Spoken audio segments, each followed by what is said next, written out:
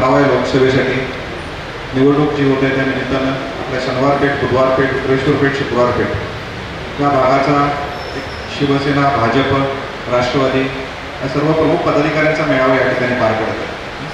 आणि या निमित्तानं उपस्थित या पेटाचाच आवाज ज्यांना आपण म्हणतो, जे जे जे नेतृत्व या सर्व पेटांमधून तयार झालं असे आपले सर्वांचेच लाडके राज्य नियोजन मंडळाचे कार्यकारी अध्यक्ष माननीय राजेश क्षीरसागर साहेब, माझे मार्गदर्शक आणि महेश दादा, उमेदवारांचे चिरंजीव वीरेंद्र, आदरणीय नंदुअण्णा मोरे, आदरणीय आबा, नागेश भाऊ, पिंटू दादा, उपस्थित व्यासपीठावर सर्वच मान्यवर, वेळाअभावी मी सगळ्यांचा वेळ घेत नाही, कारण समोर बघताना लक्षात येते की तुमचं अर्ध लक्ष त्या मोबाईलमध्ये आणि अर्ध लक्ष त्या भाषणाकडे आहे, कारण मुंबईची मॅच चालू आहे त्याची जाणीव मला आहे।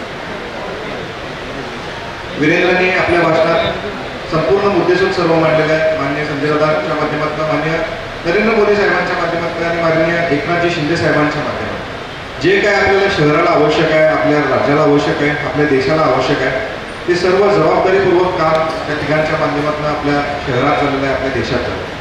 आणि मग हे होत असताना आज आपण एका विकासशील नेतृत्वाकडे जाणं हे आपल्या सर्वांचं कर्तव्य आहे। पेटांबद्दल बोलायचं झालं तर किशोर घाडगे साहेबांनी देखील सांगितलं की या सर्व पेटा हा हिंदुत्वाच्या मागा कायमपणे भक्कमपणे उभा राहणाऱ्या या सर्व आमच्या पेटा आहेत।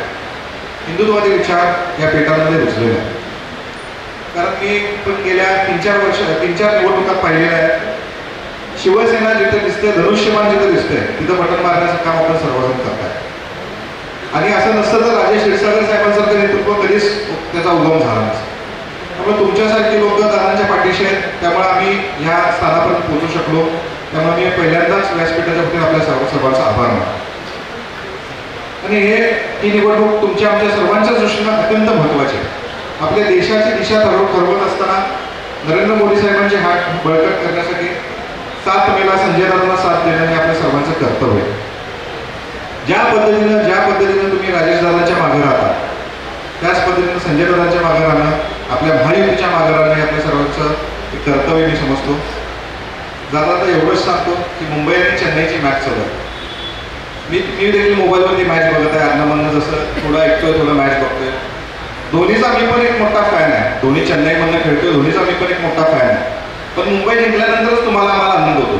तसंच छत्रपतींचा आदर आपण सर्वजण करतच आहे, पण ज्या वेळेला आपल्याला देशाला विकसन करायचं आहे, देशाला पुढे न्यायचं आहे, देशाला दिशा दाखवायची आहे, त्यावेळेला नरेंद्र मोदी साहेबांचा जो उमेदवार आहे संजय मंडित दादा आहेत, त्यांना मत देण्यासाठी आपलं कर्तव्य समजून आपण त्यांच्या पाठीशी राहायचं आहे। एवढंच बोलतो।